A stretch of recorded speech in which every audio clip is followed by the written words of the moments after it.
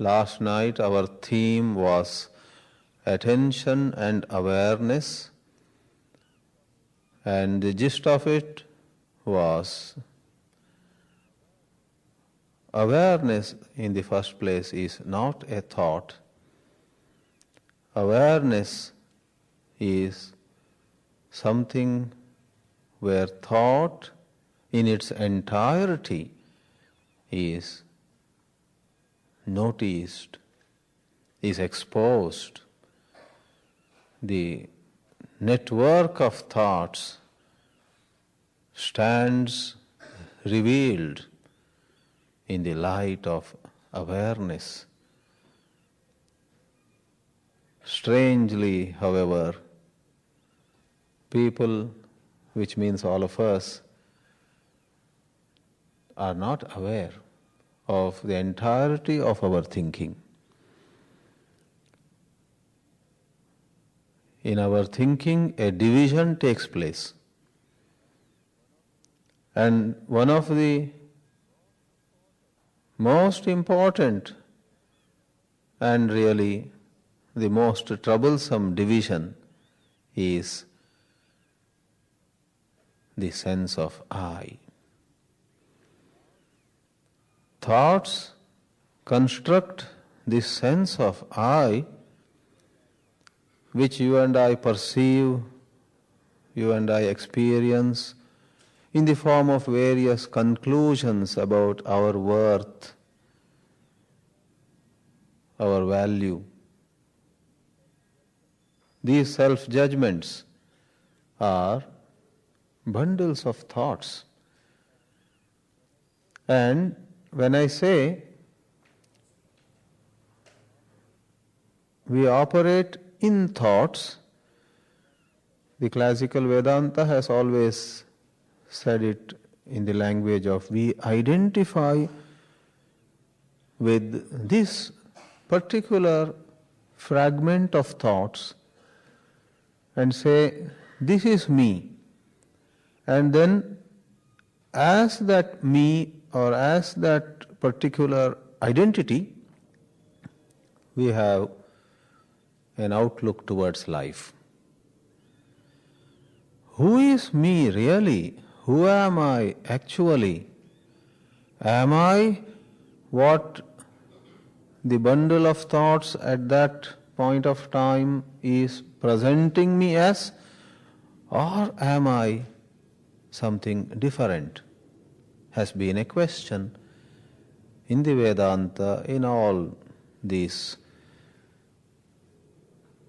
self-inquiry literature. In order that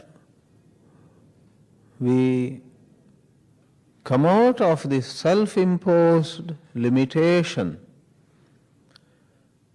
in order that we get out of this prison of thoughts which portrays us as so and such and such, in the light of some memories, in the light of some piece of information or pieces of information, we need to exercise attention. We need to be aware of the entire mind.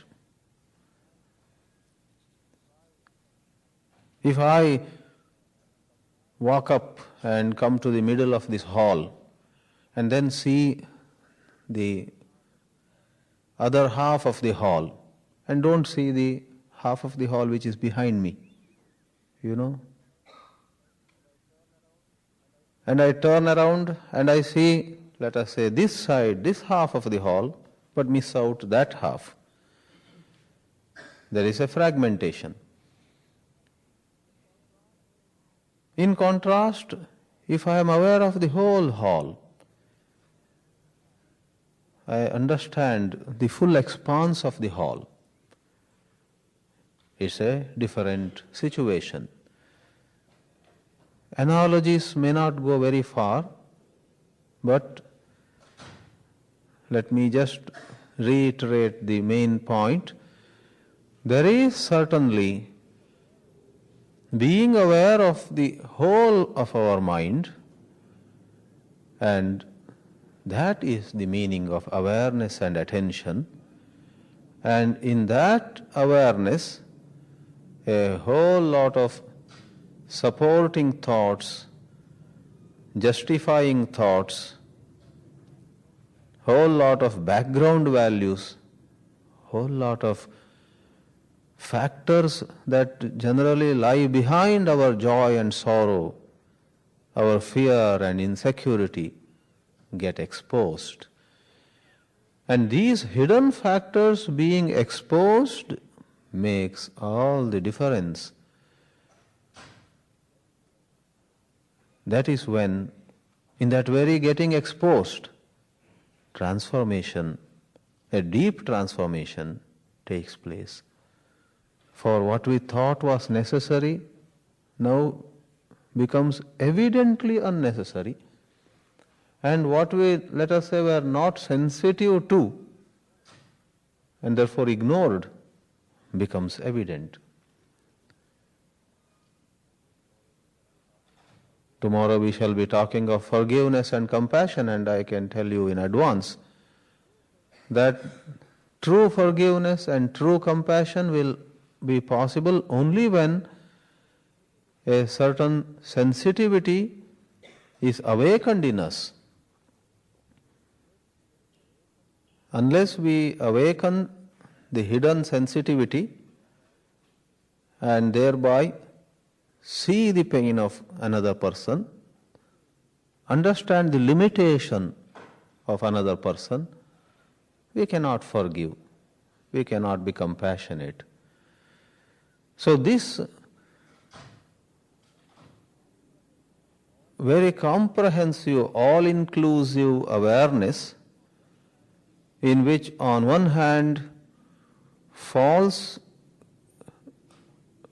standpoints, false positions that we take fall away, and right perception flowers, is of great value. Carrying on and continuing in this very discussion of living in total awareness, not fragmented awareness, which is no awareness at all, but in a manner of saying we call it fragmented awareness. This evening here we are to touch on peace and freedom. Peace and freedom are what everyone wants. In fact, all that we do is aimed at having peace, having freedom. Alas, we conceive freedom in a limited fashion though. All the time we are aiming at economic freedom, political freedom. We have the expression freedom fighters. And so many words come up. Today everybody wants space. My space. Don't encroach upon my space. Physical space, psychological space, emotional space, I suppose intellectual space, many kinds of space. And then there is this my space. My emotional, my physical, my... And then please don't encroach upon it, don't step on my toes, etc. We have always conceived of freedom, peace. Every young boy or girl dreams of standing on his own legs, standing on her own legs. My teacher, one of the teachers, Swami Tejomayananji, once said to us, he is full of so wonderful jokes, you know. Two people were going in a bus, crowded city bus of Mumbai. A young man and an old man. And as is the typical case in a Bombay local transport, it was packed and these two were standing. No seats. They were standing, holding some support. And in between, the old man says to the young person, "When will you stand on your own feet?" And the young man says, "What do you mean? It's already 3 years since I got my job and I am earning. I am on my own feet." The old man says, "No, but right now you are standing on my feet." Physically. When will you stand on your own feet? Physically, literally. So you and I have this idea. I shall stand on my own feet. I shall earn. And no more I will need to ask my father for money, mother for money. It has been a terrible thing all these years. I must quote one more, then I won't indulge in too many jokes. Same Tejomayananji told us. A boy was getting money from his father every month, but would spend it away in 15 days. And the father had to send second time very often. And one of the months the boy spent it all within 10 days of the month, and then olden days wrote a telegram. Telegram, you use very brief words. No man, no fun, your son. That is, no money, no fun, your son. No man, no fun, your son. And the father wrote back, "Very bad, very sad, your dad."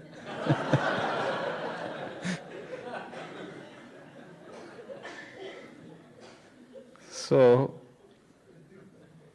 to have enough money, to get a good fat paycheck, to have a big house, to have our own vehicles, our own many things in many ways. Already people here have been lovingly advising me, "Swamiji, start your own center, your own organization, and suffer in your own way." Why suffer as others dictate terms to you? Suffer in ways that you design. Be the master of your suffering totally. No, that part is my masala. So, the point is, in countless ways, all of us conceive freedom, peace. However, masters like Sri Ramana Maharshi have said there is only one freedom. If you are bound by anything, it is only by one factor. And what is that factor? You are your bondage. And you can be your liberation. In one of his verses in the Saddarshanam, Sri Maharshi says, when we have the self operating in us, the self which itself is a construction of thoughts, and then it sustains itself and survives in the medium of a number of thoughts which bring insecurity, which bring jealousy, which bring regret, thoughts that bring sorrow. The self is the very base of a whole lot of things, which are all thoughts, mind you. And Maharshi ruthlessly or compassionately says, when the self is in operation, you are bound. When the self is absent, you are free. Therefore, to inquire into the nature of the self, the I, the sad I, the jealous I, we generally inquire into the sadness, into the jealousy, into the so-called factors out there. I am jealous of him, I shouldn't be. He is my own brother, I shouldn't be. Again I look at him. Attention is on him, what he did not do. So there is someone of whom I am jealous, then there is jealousy, and then there is I am jealous. This I is taken for granted. The I is considered, this pronoun after all, is considered as more a convenience in language. It's considered a non-issue. But in this spiritual discussion, it is the main issue. And Ramana says, don't worry about him of whom you are jealous, and don't worry about all these details. What are the 7 reasons and how it began and how it got further enhanced by some other factors. Don't go into those peripheral issues. Go into this very self. It is a jealous self in this example. Some other time it is a sad self. Me, this me. Inquire. And in that inquiry, it goes away. When the self goes away, it is total freedom, total victory. He calls it Sarva Jaya. Jaya means victory. Sarva Jaya is complete victory. Bhavehama sarvamidam vibhati layehamo naiva vibhati kinchit tasmad aham rupam idam samastam tanmarganam sarvajayaya margaha. Samastam, all our problems from a spiritual perspective are aham rupam, of the form of aham, I. Just as if my foot is injured, I step on a carpet, it pains. I step on marble, it pains. I come up the stage and stand on this wood, it pains. And you say, let me try to help you, and you hold my foot, and as soon as you hold it, it pains. In my ignorance and immaturity, I may say, this wood and this carpet and your hand, all are terrible. They're all sources of pain. But where is the pain actually? My foot has an injury. Very much so when you and I have a wounded ego. Everything seems to hurt us. Someone smiles at us, we are suspicious. Why is she smiling at me? And another person does not smile at us, we are sore. See, one smile she could not give. I won't ask anything more these days. You know, after all this satsanga, how desireless I have become. One smile, and she did not have the generosity to smile at me. So, to smile also is a problem. Not to smile is another problem.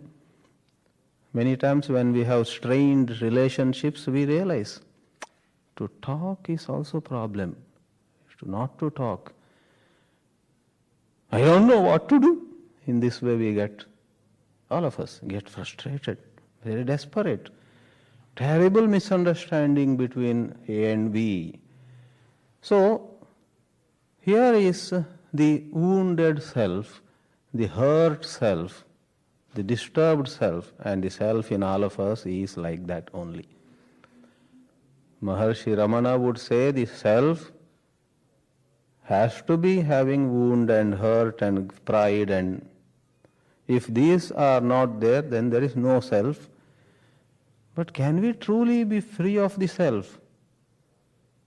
This looks rather impossible in first analysis. We think, without ego? Impossible. But that is where these masters really surprise us, saying it is possible. In pure attention, in pure awareness, there is no room for the self to rise, is what they say. So we shall touch on awareness again this evening, and we shall thus cover or touch on this peace and freedom.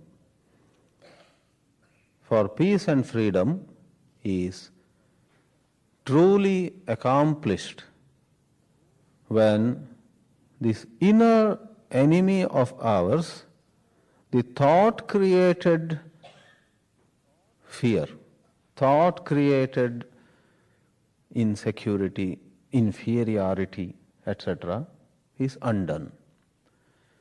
That is peace, that is freedom. In Bhagavad Gita, to quickly mention, you have words like Parashanti, or even when Sri Krishna uses the word Shanti, which means peace, he is talking of this true peace, not the peace of sleep, where the mind is stilled, quietened for a while. It will rise again and it has all its likes and dislikes. Not the peace that we derive out of an escape into some pleasure or music, not the peace that is caused by someone praising us and temporarily there is a good picture of who I am. But true peace, when the self-center, the self which is a center in us, is erased. For example, in the second chapter, in the famous portion on Sthita Prajna, the person of equanimity, Sri Krishna says, Vihaya kaman yas sarvan pumanscharati nispraha nirmamo nirahankaraha sashantimadhigacchati. Leave the whole shloka, just take a part. Nirahankaraha shantim adhigacchati. 3 words. One who has no ahankara, no self, ego, shantim adhigacchati. So this is what all have said. That is shanti, that is freedom. One more last example before we plunge into a certain amount of intricate details in this matter. You sometimes have a very interesting situation. A tyrant imprisons maybe some intellectual or a thinker. This tyrant, this dictator, imprisons this social service person, saying he is dangerous to the state and all that. And the tyrant gets into more and more complications politically. He is the head of the whole country, whole state, Idi Amin or Saddam Hussein or anywhere. Any of us could be like that in a similar situation. Outwardly, we hold power.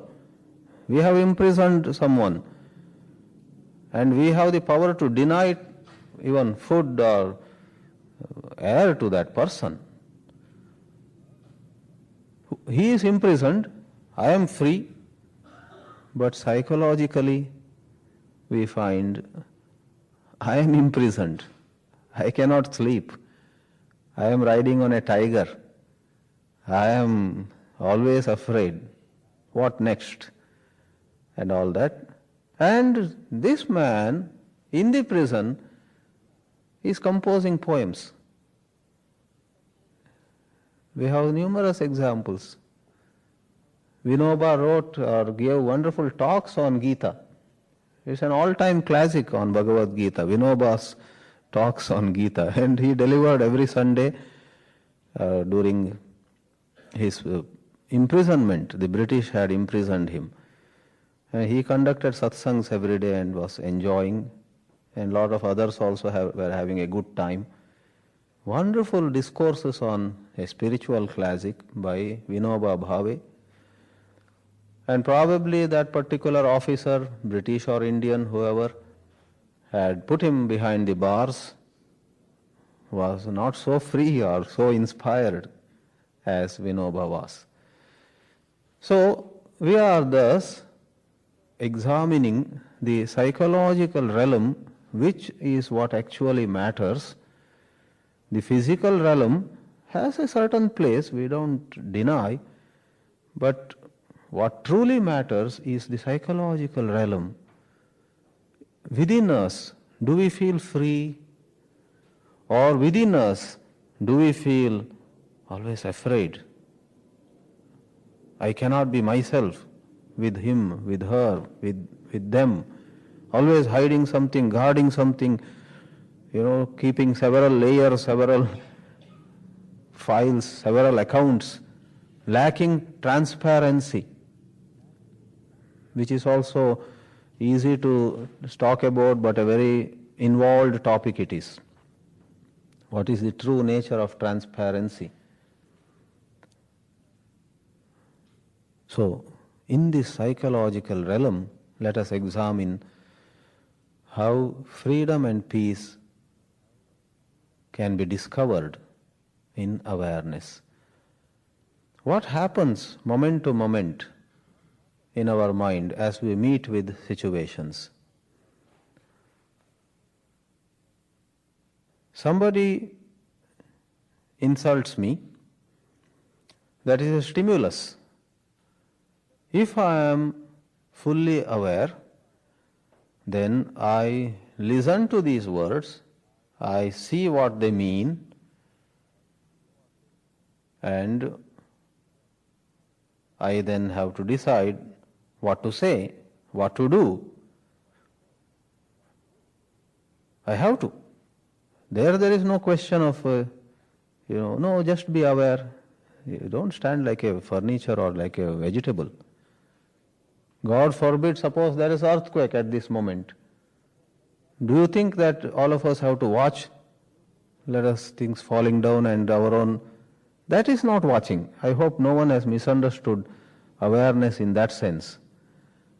But with that example itself, I would clarify. Suddenly things are shaking, and we in California have almost a sixth sense for earthquakes. So what do? Every one of us, the speaker included, go out or stand below these door frames, and we know, all of us know certain things that may be done. But you see, as we do what needs to be done, and as we say what needs to be said, there could be a second dimension in the mind of any of us. My God, where I go, such things happen. I was in Los Angeles in that year, and there was earthquake there. I was in Northridge that day. It's narrowly escaped. And today I am here in Milpitas, and here Milpitas is shaking. The way I see things, if I even move to East Coast, there will be something there. This is called the associated thoughts, applied or secondary thoughts, where the I came, where I am depicting myself as an unfortunate person. I am judging myself, labeling myself, and sometimes I could be so attached to it. If one of you say, don't think like that, I may get angry with you.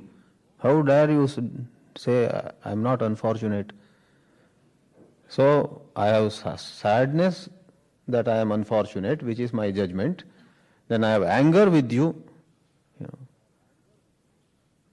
So a whole lot of thoughts drawing from memory of, I was in Northridge in that year in Los Angeles area and narrowly escaped. Somewhere else this happened. And thus, along with here is earthquake and I need to run out, these are all functional thoughts. And the fear of something falling on my head and crushing me, fear is an emotion. This is also emotion rooted in the present. It is not memory-related fear.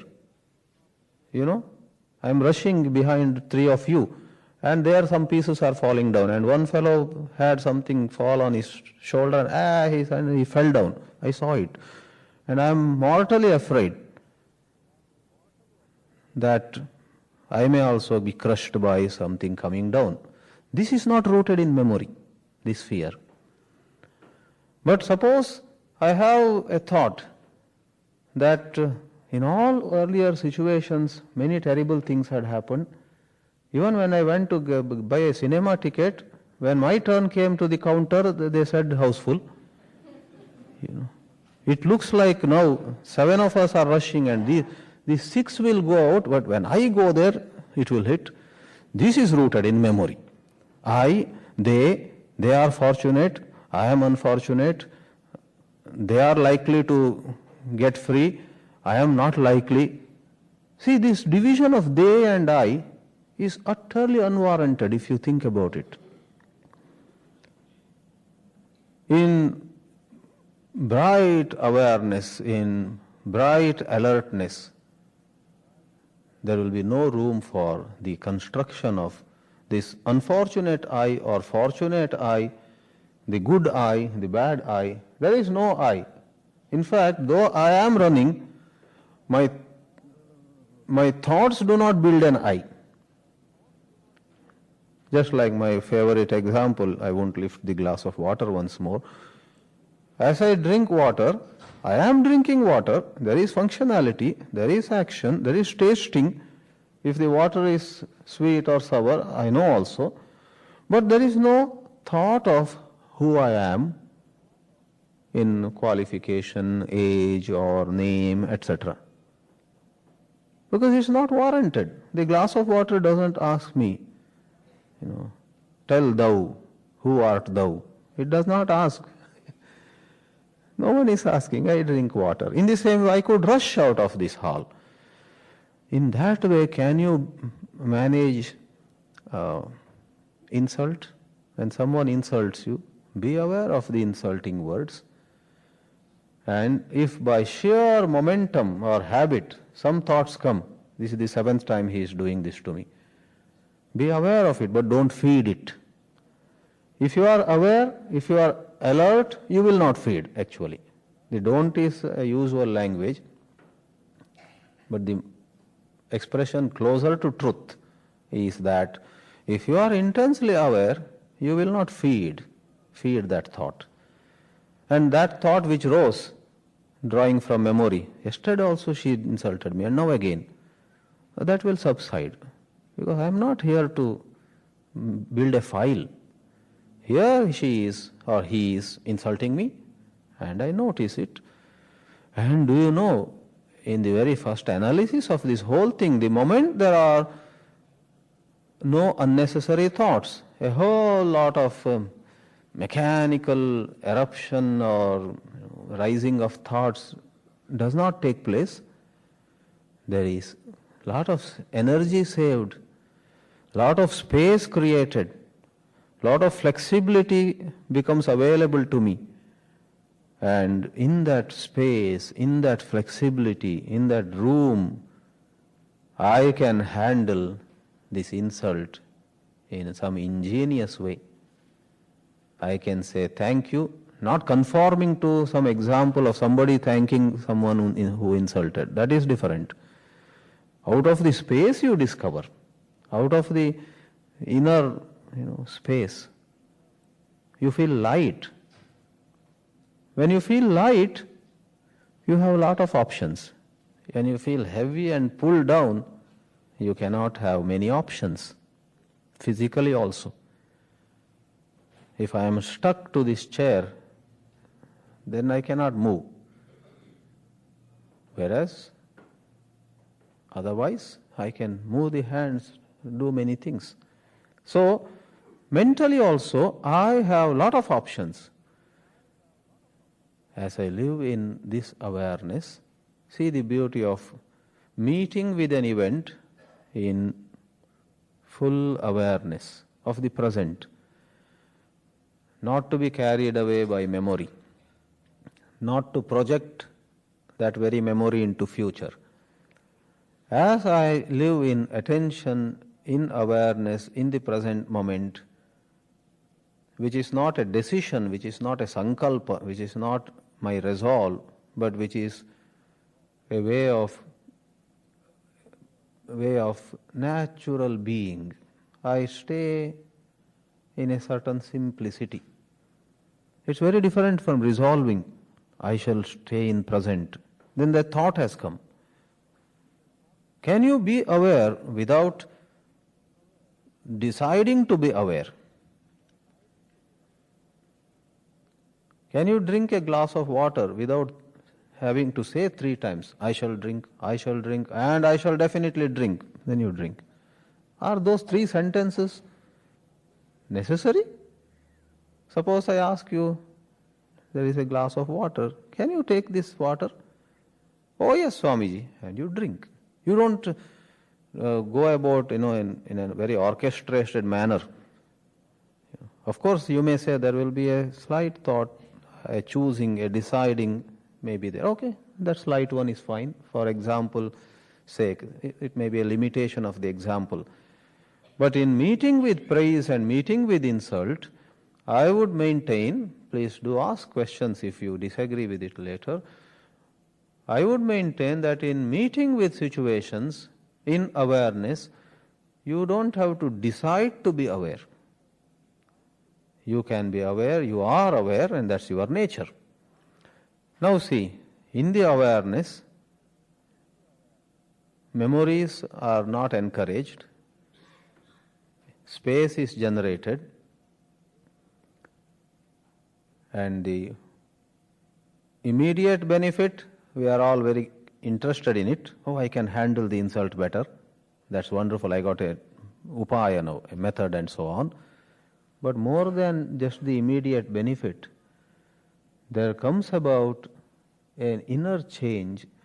The self, the ego, the bundle of thoughts depicting oneself as good or bad, and what hurts typically is the picture of my being bad, so let us attend to that. The picture, I am unfortunate, I am bad, and I hate to be in his company, I hate to be at this place today, all this, when they go away, this I itself goes away. There is no I. It's not just in mathematics, but in this philosophy, in this self-inquiry too, that I, the small I, is only imaginary. Square root of -1. How can a negative number have a square root? But you have a whole algebra, complex algebra, x plus iy multiplied by a plus ib and all that. I is the imaginary number. Vector calculus and all those Maxwell's equations, etc. And I failed in them and turned towards Vedanta.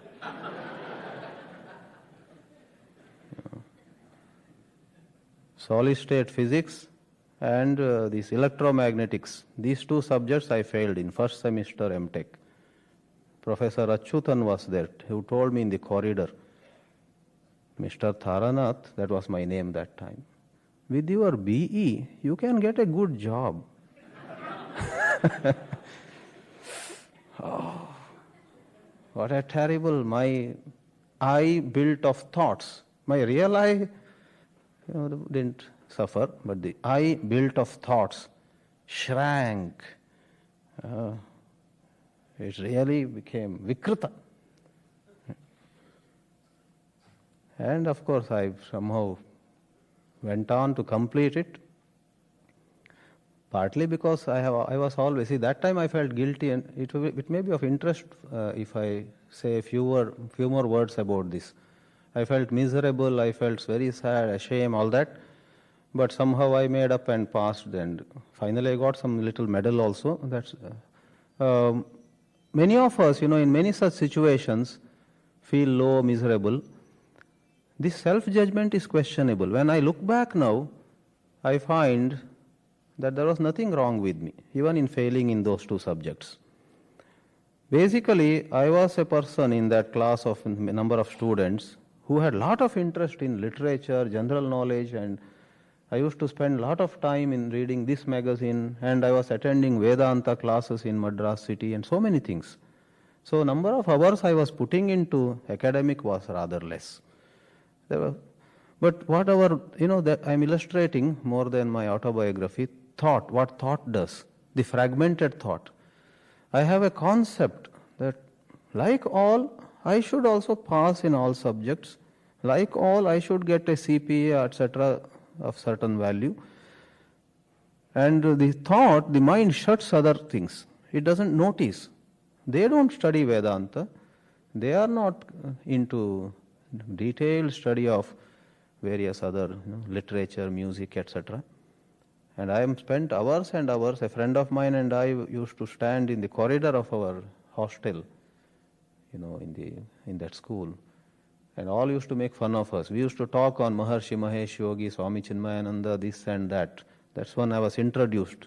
After our dinner, 1 hour we would talk and all would pass by the corridor. You guys are still talking philosophy? Don't you know tomorrow there is a test in circuit theory? We have. And they go and we would again say, but this is interesting. Maharshi has said one more thing and all that. So you see, guilt or shame or I am not good, I don't deserve to be here, etc.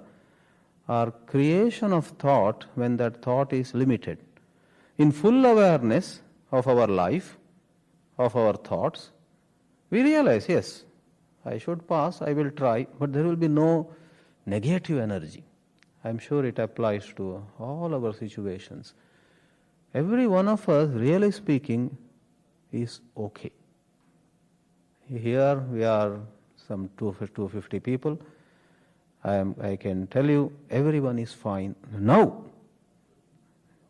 All of us think, I will become fine one day. You are fine now. You are fine as you are. Rest of it is, certain particularities. Just as in the plant world, different plants have different nature. Some are tall, some are short, some are fat, some are lean, some give lots of leaves and some others less. We don't judge this is bad tree, that is good tree. Variety, we enjoy variety. But here we tend to say, everybody should be like this, everybody should like. When the British conquered various countries, they tried to make everyone live like the Englishman. Macaulay's educational reforms in India, but even now they criticize. Macaulay's educational reforms destroyed the Gurukula system, and India could never really fit into Macaulay's system. Now they are neither here nor there. Such reviews come about. So, coming back to the point, this self-acceptance, seeing ourselves fully leads to self-acceptance. Seeing ourselves only partly, only academics, only sports, probably as I felt miserable because I failed in 2 subjects, maybe there was another boy in the class who felt unfit to live on the grounds of maybe a boy or a girlfriend, not responding very well. Quite possible. Maybe he was standing first in the class, academically wonderful, but his criteria would be, as long as he doesn't talk to me or she doesn't talk to me, my life is not worth living like that. See, fragment. You see one part. To see the whole of life sends away all your shame, guilt, etc. Of course, it doesn't make you licentious or irresponsible or shameless. Rather, it gives you a mature outlook and you put things in their proper places.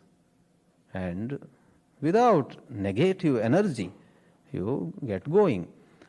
Okay, my memory is not bad. I remember why I went to electromagnetics and how I failed in it is because of this I.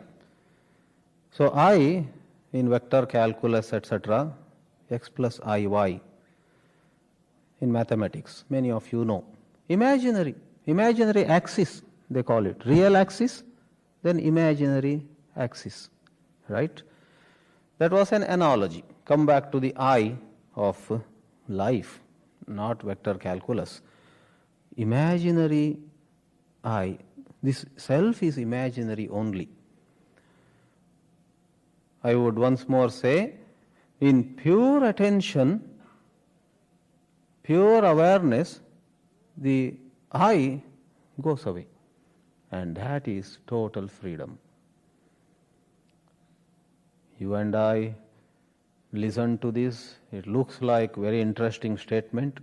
Oh, so we can see a situation, and if there is full awareness and only functional thoughts, which includes emotions, emotions rooted in present. Remember the fear when there is an earthquake? Because some people think functionality means very mechanical stuff. I too had imagined like that. Let me clarify. When we say functional working of the mind will continue, but this egoistic mind goes away, we tend to imagine that maybe functionality means if I knew driving car before, upon enlightenment also I would pretty much drive the car, maybe more carefully. And if various skills, I would say not only skills and not only the left brain oriented stuff, and number two, relevant memories, absolutely relevant memories, absolutely fact-based projections. Suppose the weather forecast has said there will be torrential rains tonight at about 9 o'clock. And we know forecasts tend to be quite true. They are pretty good these days. And you just know here that did you see the weather forecast? 9 o'clock it's going to rain torrentially. Then you would get a bit concerned. Oh, then our going back, etc. will be a bit difficult, whatever. So there are certain things rooted in fact. But for 1 pound of things rooted in present, rooted in fact, there are hundreds of pounds that this mind creates, which is rooted in figments of memory. And memory is always figments. No one can remember everything at once. A piece comes here, a piece comes there, right? So if there is awareness, there is no I, there is only right emotion, right action, and right going ahead. One says there may be no I, granted, but will not the I rise afterwards? Will there be no self-rejection or a sense of failure later on? Swamiji, are you saying that no matter what, people can accept themselves as they are? Would it not be a certain turning blind eye to things? See, we are already concerned about the future. We are so concerned, so panicky almost about future that we say, granted, okay, maybe a certain moment you can be free from ego, but the ego will rise later, and so on. This is where we say the self or the ego is such a movement of the mind which has its own lobby, its own supports, and to notice that this is one more good old habit of thinking. Today I feel in the satsang, some people say in the satsang, when we come to such lectures, our mind is very calm. But later on, and so on. When you are in satsang, like in a spiritual session like this, suppose a certain insight takes place, especially insight. I would not value much some kind of just feeling good, feeling calm. Some reflected happiness is there sometimes in satsang. Because you imagine this is such a peaceful place, such a nice place. There is no insight, but there is a certain imagination of everything is good. Just like, somebody could go to a famous place, stand before the Eiffel Tower in Paris, and may feel very good. My God, I have come to Paris and I am seeing the Eiffel Tower.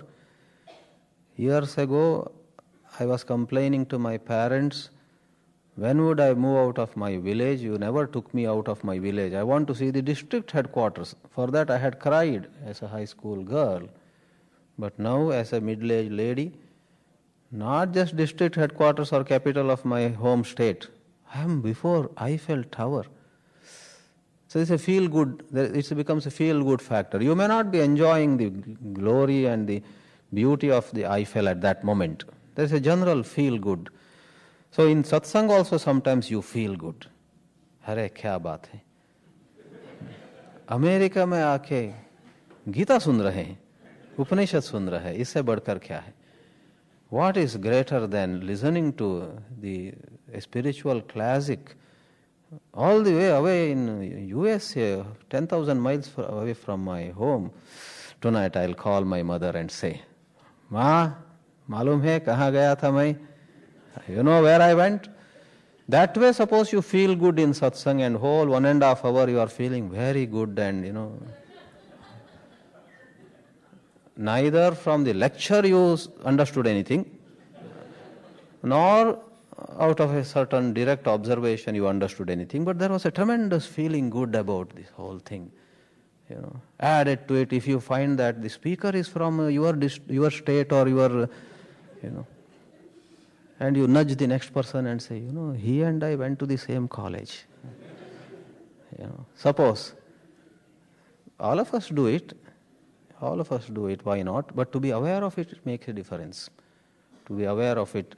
So, now coming to this point which is very important. Suppose there is an insight.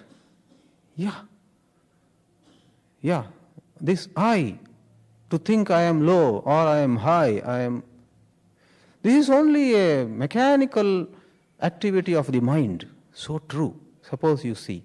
And then there comes the thought, how will I keep this insight? You know what I would advise?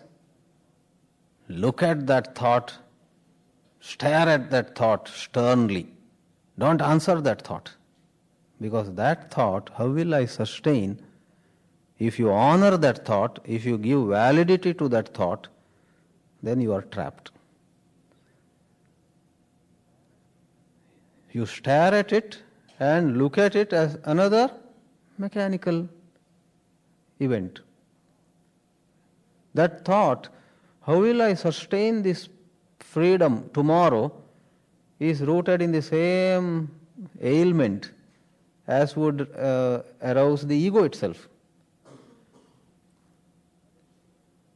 It is another thief, in other words.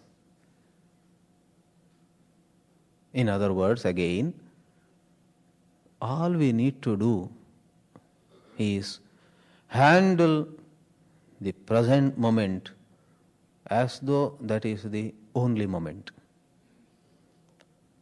Kal ho na ho, right? There may be tomorrow or there may not be tomorrow. That is the title of a popular movie. But I tell you, if you ask Ramana Maharshi, he would say, Kal nahi hai. There is no tomorrow. There never was a yesterday. There never will be tomorrow. This is the only moment.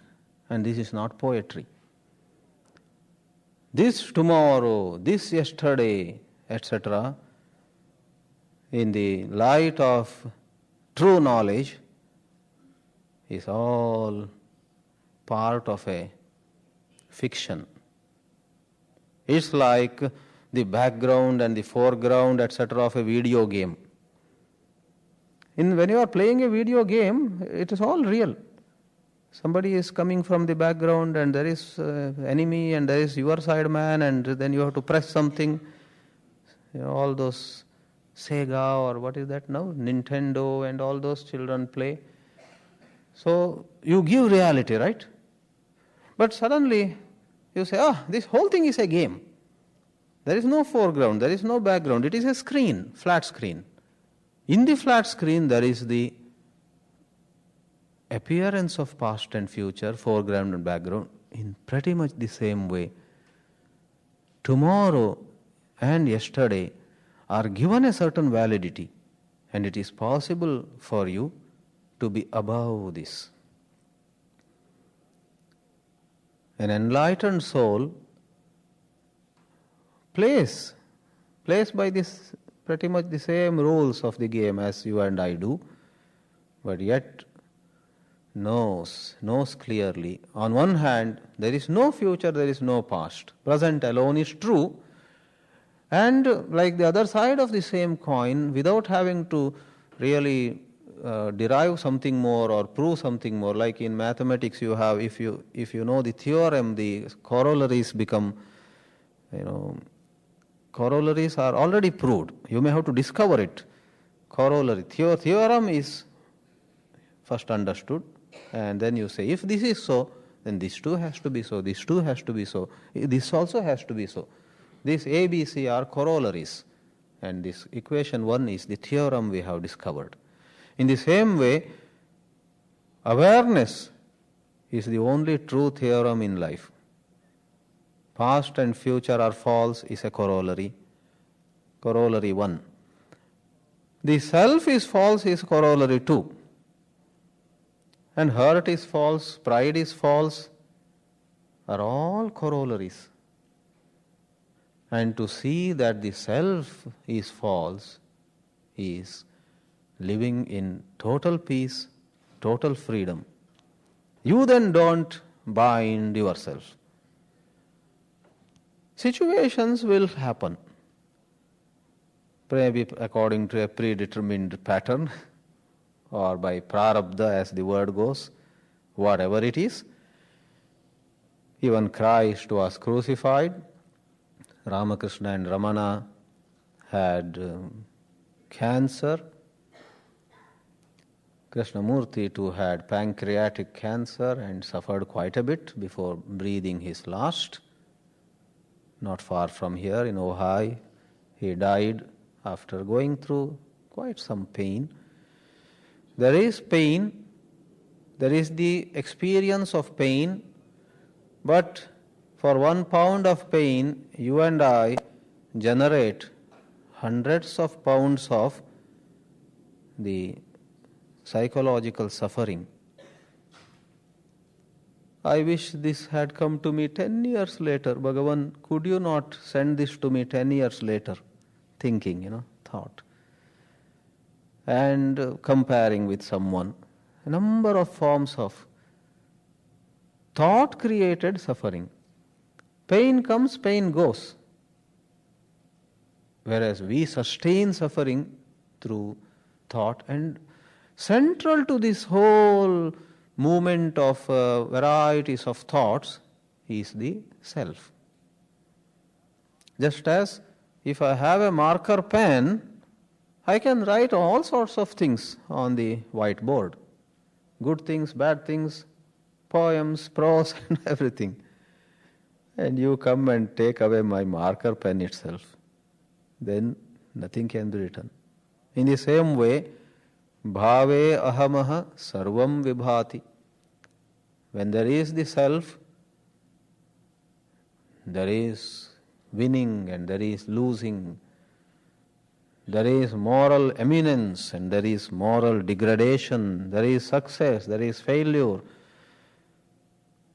Varieties of things happen.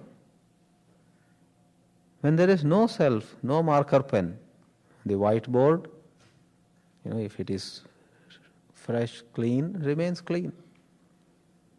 In awareness, the board gets clean also and remains clean. Nisargadatta Maharaj, the enlightened person in Bombay, was asked, what's the difference between your world and our world. And one of his answer was, lot of things happen in your world, nothing happens in my world.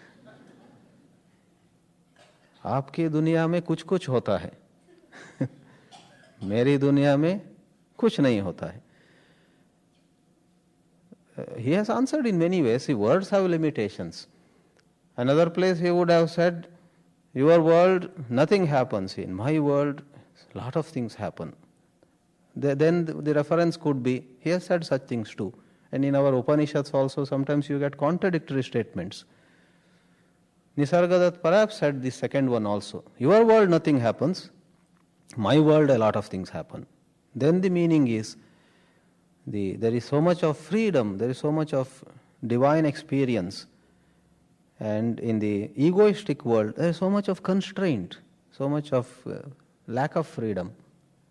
So in that sense, nothing is possible. You cannot do anything. Every moment you say, I want to do, but what will my children think, and what will the society think, and what will. So you are constrained. Kuch nahi hota hai. Whereas the enlightened one, in a sense, is totally free. Swami Chinmayananji made a very strange statement about freedom. Until recently, until a few weeks ago, I had difficulty with it actually. He said, not to do what you feel like doing is freedom. Generally, you have a simple definition of freedom. Freedom is being able to do what you want to do. And he said, not to do what you feel like doing is freedom. I personally had difficulty, though I have on a certain plane always shared it and inspired youngsters and guided my own life also. What he meant, of course, was we have these instincts, we have these impulses, just mechanical urges. And he said not to go by those urges. Rather, give thought to it and see whether it is good or bad. And then do what is truly good. Is the hallmark of freedom. If people went about doing whatever they felt like doing, that's not freedom, that is licentiousness, that would be a chaotic situation. In that sense, he said it. But having just said a while ago that I had difficulty till a couple of weeks ago, I must tell you what the difficulty I had. The difficulty I had was to look at Swamiji's statement vis-a-vis certain statements of this literature of self-inquiry. In self-inquiry, it's not a matter of doing or not doing at all. It is a matter of being fully aware of day-to-day activities. So I said, why did Swamiji say this? Not to do. Why did he emphasize on not to do what you feel like doing? But I came to terms with it at last with a very clear grasp of the context. The context in which Swami Chinmayananji said freedom is not to do what you feel like doing is the negation of licentiousness, period. Negation of taking the law into your hands egoistically.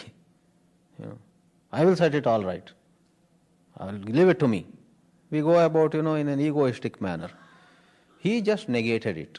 That is not freedom. In fact, he did not mean that negation itself amounted to freedom. Therefore, when we see the context and understand that it dismisses a narrow concept and then makes room for an inquiry into true freedom, there is no difficulty at all. See, do's and don'ts are part of life. If do's and don'ts are given total sanctity, total sacredness, and do's and don'ts are given such a position that this is all there is to life, then there will be a problem. If do's and don'ts are appreciated in their proper context, then in that appreciation, deeper insights could be facilitated.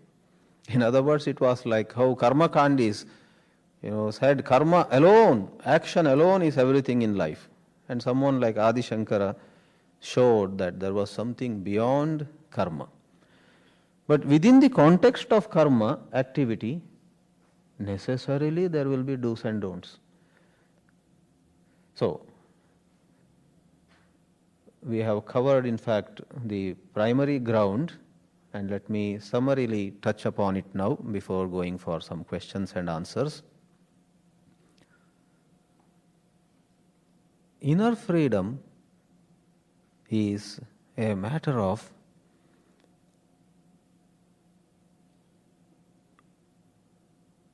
undoing the psychological conflict, psychological division, psychological comparison, which generates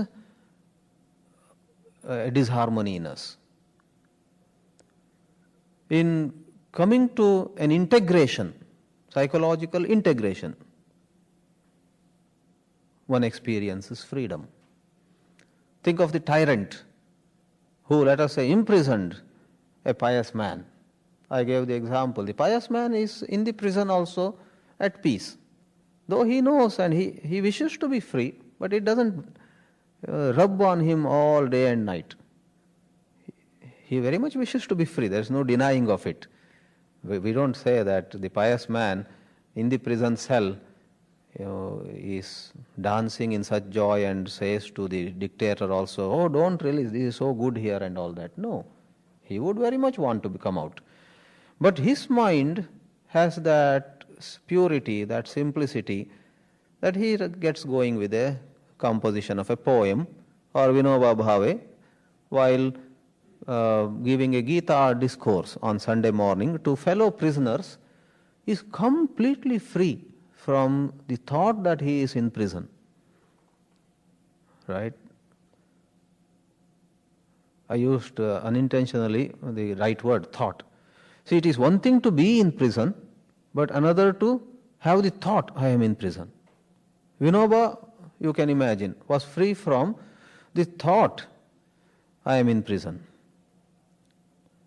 Most of you here are householders, family people. I would say, it is one thing to be a family person, but quite another to carry thoughts all the time. I am a family person. Family person, and these are all difficult for family people. I am a family person. Like a mantra, if one is, that is lack of attention. I hope that makes the matter even clearer. In our mind, there is a lot of things mechanically happening, and that is where freedom is denied. These mechanical patterns go away in the heat, in the light of awareness, and there is tremendous amount of freedom, natural to us, waiting to be discovered. So in the tyrant's example, let's think of the tyrant now, the dictator, who imprisoned many people and even ordered what you call, like Saddam Hussein did, we believe, mass killings, and then people were buried en masse in graves, mass graves and all that. On that he ordered a flyover or bridge to be built, atrocious ways. Okay. What is the spiritual solution to Saddam Hussein, or a tyrant, or a dictator? And the dictator who is there in our hearts too. Okay. Can a tyrant accept himself as he is? Swamiji, a while ago you said that everyone here is fine now. Do you really stand by it? Can you go to Saddam Hussein and say, you are fine now? Yes, I would say that. I would stand by the spiritual insights of these great seers. How does it work? You know what? If even the worst criminal observes and is aware of the whole thing and it comes to complete terms with it, in that coming to terms with the situation completely, he frees himself from false prestige. He is ready to say, I did all these things, this is me, and I am sincerely sorry for all that. In that complete honest, not a political stunt. If some advisor says to him, if you ask for forgiveness now, that will be good for you. And I say, you really think so? And then I do some drama. No, not that. But totally I feel that I lived a wrong life. And I completely confess, admit, not to the whole world, to concerned people, that depends on situations. In that complete acceptance and complete opening up, Saddam can get enlightenment. Any one of us can. And enlightenment is that. Enlightenment is the coming to terms with yourself as you are completely, which is possible in thorough attention, thorough awareness, and there is no I at all there. That is complete surrender. Absence of the false self. The lack of freedom is when, thanks to thoughts and not because of external factors, we live in a certain sense of being shrunk, a certain constrained inner atmosphere comes about in us, purely created by thoughts. While we all are active and shall remain active in making the world a better place, that of course goes on. The crux of the issue here in the matter of peace and freedom is the self-created bondage, and there self-created means thought created, and that thought is a pattern, it is a mechanical process, and the ending of that mechanical process is in awareness, which does not suppress thoughts, but which sees the entire structure of thoughts. In seeing the entire structure of thoughts, thoughts as though become ashamed and subside away. Lajja, thoughts will have lajja and they subside away. That is what awareness would do to thoughts. And we shall not be departing from this really tomorrow when we take forgiveness and compassion, how there is only the self as the blocking factor, and in awareness this blocking factor goes away. Tonight we said peace and freedom become evident. Tomorrow we shall show that compassion and forgiveness naturally come out as the natural fragrance of living in awareness.